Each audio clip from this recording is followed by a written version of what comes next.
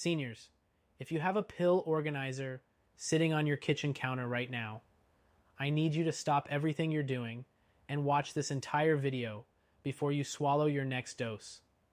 Right now, as you're reading this, there is something happening inside the brains of millions of seniors across America that comes with absolutely no warning signs. No sudden pain, no dizzy spell, no flashing red light. Nothing that would make you put down your morning coffee and call your doctor. And yet, it is quietly stealing memories, dimming personalities, and pushing perfectly sharp seniors toward what looks exactly like Alzheimer's disease in people who genuinely believe they are doing everything right for their health. I'm Dr. Lee Wei.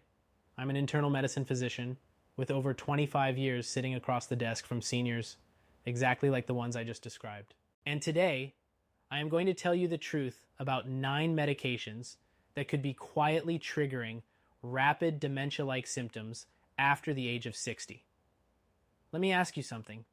If you take a brand new car and a car that has been driving the same highways every single day for 70 years, and you fill them both with the exact same gasoline, do you expect them to perform the same way? Of course not. The older engine is more sensitive, the seals are thinner, the filters are slower, and yet, for decades, medicine has treated a 70-year-old brain the same way it treated a 30-year-old one. Same medication doses, same expectations, same assumptions about how the body will process the chemistry. That is starting to change, but not nearly fast enough for the people who need it most. Here is what actually happens inside an older brain when medication walks in. The blood-brain barrier, that protective wall that decides what gets into your brain and what stays out, becomes more permeable with age. The liver clears drugs more slowly. The kidneys flush out leftovers less efficiently.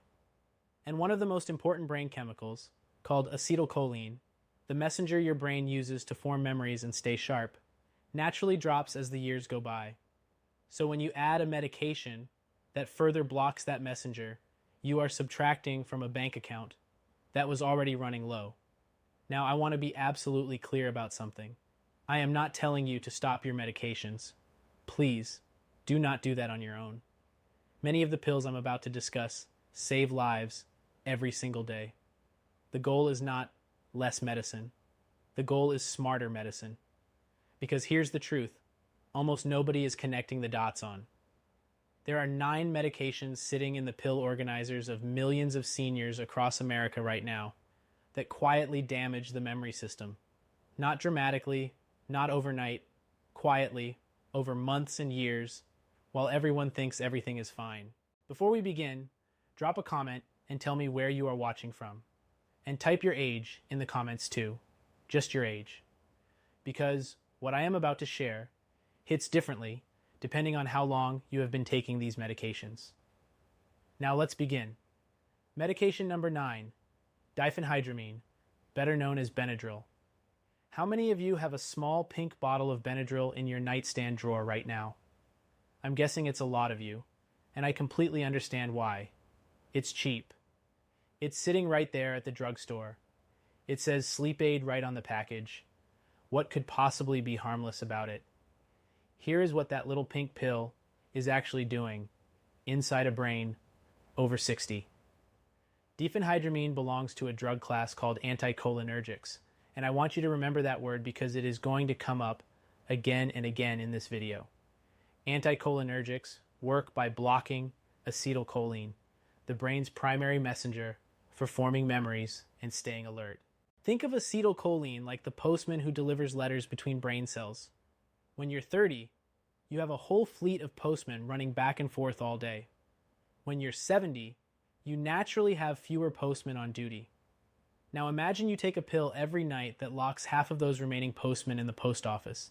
The letters stop arriving, the connections stop forming, and your memory begins to slip in ways nobody connects back to the bottle in your nightstand. A landmark study in the Journal of the American Geriatric Society found that older adults using diphenhydramine regularly faced a substantially elevated risk of cognitive decline, with measurable shrinkage in memory-related brain regions on imaging scans. The sneaky part is that diphenhydramine hides in dozens of products you don't even think of as antihistamines. Anything labeled PM, nighttime, or sleep formula almost certainly contains it. So what can you do? For allergies, ask your doctor about second-generation options like loratadine or cetirizine, which do not cross into the brain the same way.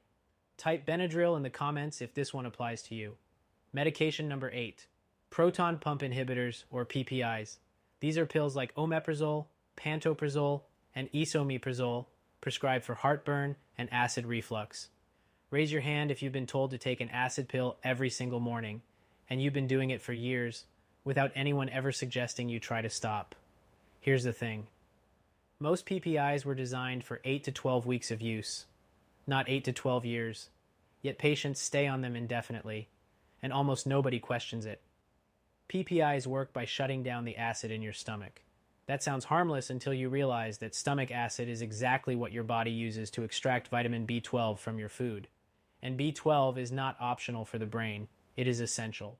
A deficiency in B12 causes memory loss, depression, and a pattern of cognitive decline that mirrors early Alzheimer's so closely that even experienced doctors sometimes confuse the two. A study in JAMA Neurology, looking at more than 73,000 adults over 75, found that long-term PPI users had a 44% higher risk of developing dementia compared to those who didn't take them. Some research has also suggested PPIs may speed up the buildup of amyloid plaques, which are one of the defining features of Alzheimer's disease itself. What can you do? Talk to your doctor about whether you still need the daily pill. Smaller meals, avoiding late-night eating, and elevating the head of your bed can dramatically reduce reflux on their own. And if you must stay on a PPI, ask for regular B12 and magnesium testing. Medication number 7. Bladder control medications, especially oxybutynin. This one genuinely frustrates me because of how little patients are told about it. An overactive bladder is a real, embarrassing, sleep-disrupting issue, and when a doctor hands you a prescription for oxybutynin and says it'll help, of course you take it. What almost nobody explains is this. Oxybutynin is one of the strongest anticholinergic medications still in everyday use. It doesn't just calm the bladder. It crosses straight into the brain and directly interferes with the same memory messenger we just talked about. Studies have shown that the hippocampus, which is the memory filing cabinet of your brain, can actually shrink in size in long-term users. We are talking about a physical structural change, not just a foggy feeling. A study in the British Medical Journal found that seniors taking strong anticholinergics like oxybutynin for more than a year had a 49% higher risk of dementia, almost 1 in 2. The heartbreaking part is that the early symptoms of forgetting appointments and losing words mid-sentence get blamed on just getting older. The pill never gets questioned. The good news is that newer bladder medications like mirabegron work through a completely different pathway and carry far less brain risk. If you've been on oxybutynin and noticed mental changes, please bring this exact conversation to your urologist. Medication number 6, benzodiazepines. I want to pause here for a moment because this category has helped millions of people through severe anxiety and panic attacks, and I am not dismissing that. What I am asking is that you hear the science. Benzodiazepines, like diazepam and lorazepam and alprazolam, work by amplifying a calming brain chemical called GABA. They are remarkably effective in the short term. The problem is, what happens when that signal stays switched on for months or years? A study tracking over 8,000 seniors across 6 years found that those who used benzodiazepines for more than 3 months had a 51% increased risk of Alzheimer's disease. The risk was highest with long-acting versions like diazepam, which actually accumulate in fatty tissues, including the fatty tissue of the brain itself. Here's the biological story. When the calm down signal is permanently turned up, the brain starts dialing down its own natural activity in response.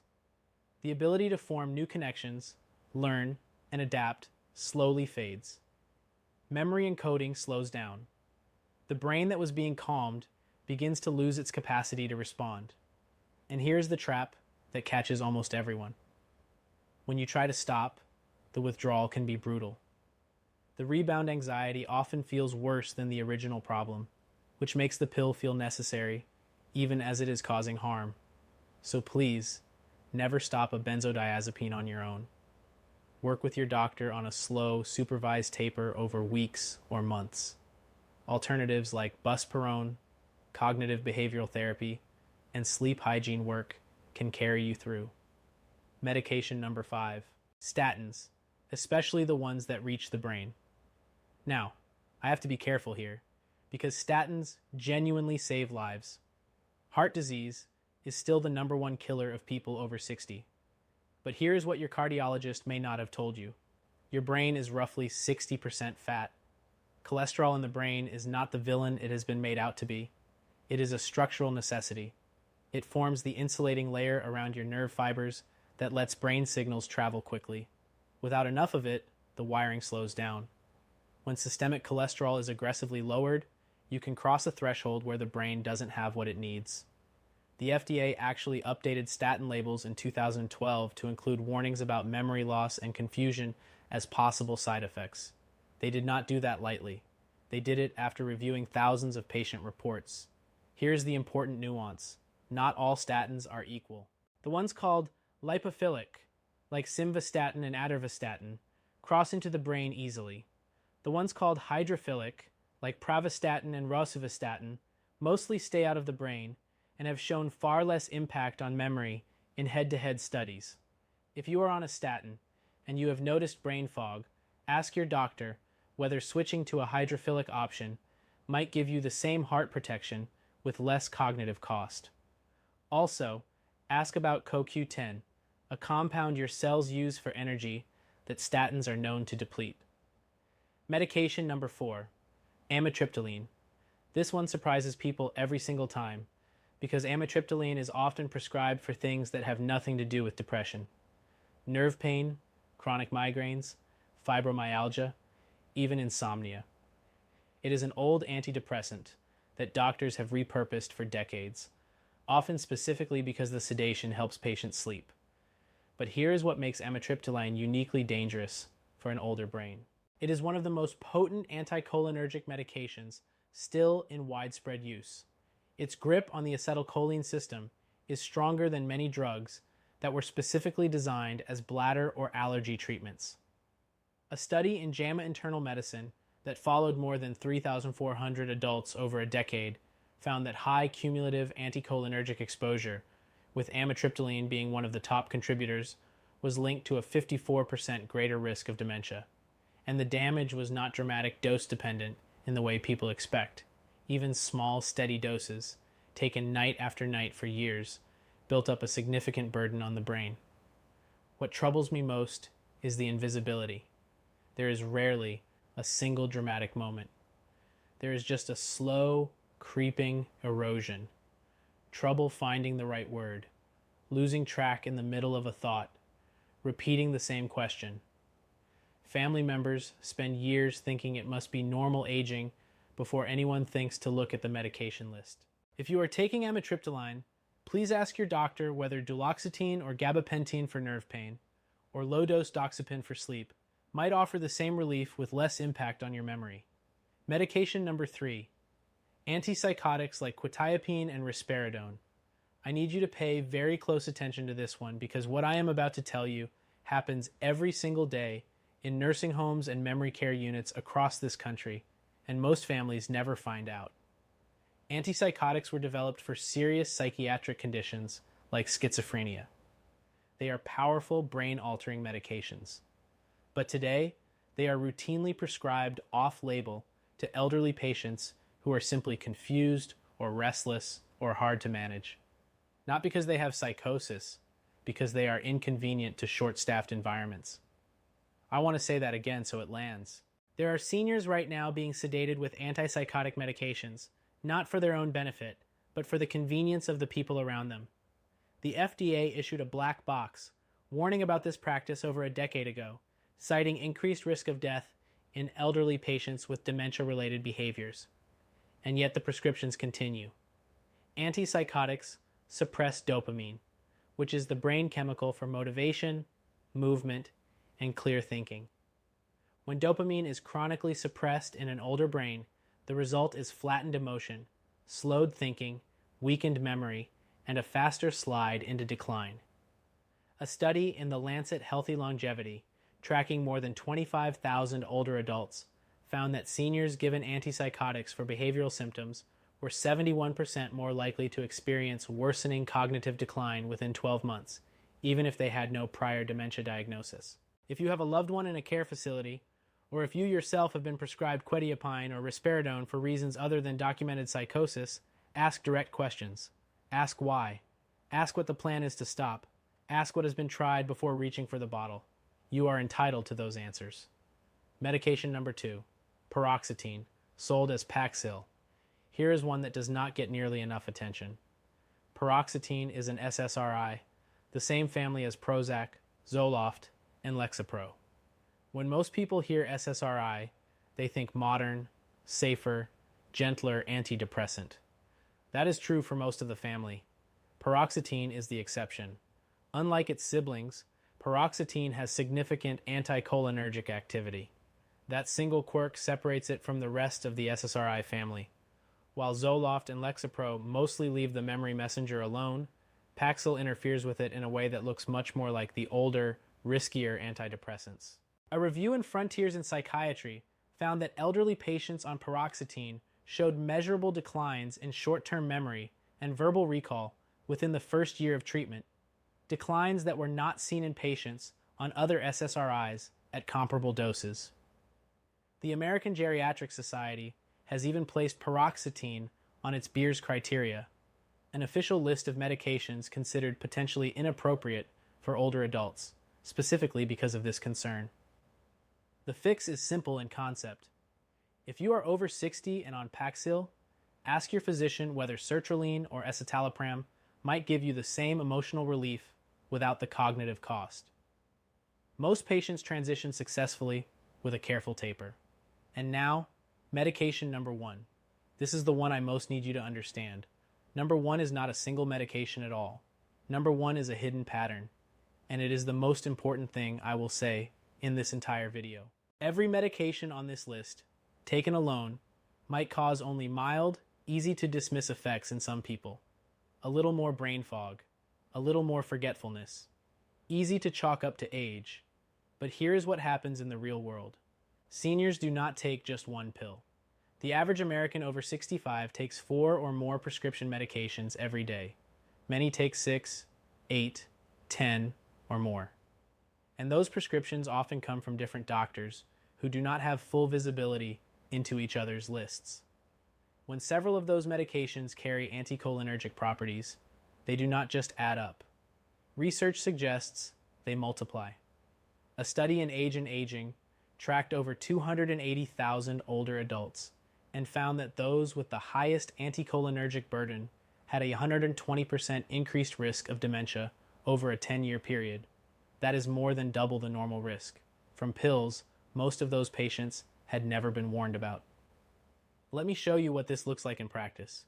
Imagine a 70-year-old woman. Let's call her Dorothy. She takes a Benadryl PM every night to sleep. She takes oxybutynin for her bladder. She was recently prescribed amitriptyline for nerve pain in her feet. And she takes an over-the-counter heartburn pill every morning. 3 of those 4 are anticholinergic. Each prescriber thinks their pill is fine on its own. Together, Dorothy's burden is in a range tightly linked to dementia risk. And nobody, not one doctor, not one pharmacist, has ever done the math on her behalf. This is not a hypothetical. This is your neighbor. This is your mother. This may be you. Now here's the part I most want you to hear. Drug-induced cognitive decline is often reversible. I have seen it personally. When the medication burden is identified and carefully reduced under proper supervision, many patients experience a remarkable return of mental clarity. Memory comes back. Personality reemerges. The fog lifts. Your brain is not a passive organ. It is adaptive, resilient, and capable of healing when given the chance. So here is your action plan. 5 concrete steps you can take starting this week. First, write down every single thing you take. Prescriptions, over-the-counter pills, supplements, sleep aids. Do not leave out the PM pain reliever you take occasionally or the allergy pill you have used for years. Second, look up each item on the Anticholinergic Cognitive Burden Scale. It is a free public tool that scores medications by their brain risk. Third, schedule a medication review with your primary care physician. Use that exact phrase. I'd like to schedule a medication review to assess my anticholinergic burden. A good doctor will appreciate the question, not be offended by it. Fourth, ask specifically about deprescribing. That is the formal, supervised process of safely stopping medications that are no longer needed. It is a real and growing field of geriatric medicine. Fifth, if your doctor brushes you off, get a second opinion. You are not being difficult. You are being responsible. A prescription is not a verdict. It is the beginning of a conversation. You are not a passive recipient of medical decisions. You are an active participant in your own care. The pharmacist holds the pill, but you hold the choice. Tell me in the comments which of these 9 medications you or someone you love is taking. Have you noticed brain fog, memory lapses, or personality changes that nobody connected to a pill bottle? Share this video with one person tonight, a spouse, a parent, a neighbor from church. The one who needs this most is probably not going to search for it on their own. You might be the reason they find it. Everything I have shared is general medical information based on published research and 25 years of clinical experience. Every person's situation is unique. Before changing any medication, please have a full, honest conversation with your own doctor. They know your history, they know your body, and that conversation is exactly where good medicine begins. Take care of your brain. It is the only one you get.